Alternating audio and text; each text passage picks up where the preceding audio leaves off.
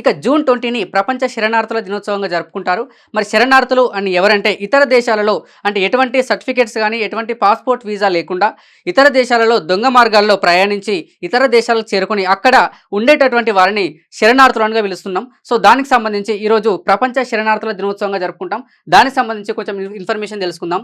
హింస, వేధింపులు, ఉగ్రవాదం వంటి వల్ల స్వదేశాన్ని విడిచి ఇతర ప్రాంతాలకు వెళ్ళిన వారిని శరణార్థులుగా పేర్కొనడం జరుగుతుంది. అంటే వాళ్ళ పైన జరిగేటటువంటి దాడులు కావచ్చు, హింస కావచ్చు, నెక్స్ట్ ఉగ్రవాద దాడులు కావచ్చు, ఇట్లాంటి సందర్భాల్లో ఇతర దేశాలకి వలస వస్తూ ఉంటారు. మరి 2025 నాటికి 12.2 కోట్లు శరణార్థులుగా ప్రపంచవ్యాప్తంగా నివసిస్తున్నారు. ప్రతి 67 మందిలో ఒకరు బలవంతంగా స్థలాంతరం చెందుతున్నారు. మరి సూడాన్ చూసుకుంటే 1.35 కోట్లు, ఆఫ్ఘనిస్తాన్ 1.3 కోట్లు, ఉక్రెయిన్ 88 లక్షలు శరణార్థులు అధికంగా ఉన్నటువంటి దేశాలు. కాగా తలదాచుకున్న దేశాలు చూస్తే తుర్కీ, ఇరాన్, కొలంబియా, జర్మనీ, ఉగాండా అనేటటువంటి ఈ దేశాలలో ఎక్కువ మంది తలదాచుకుంటున్నారు.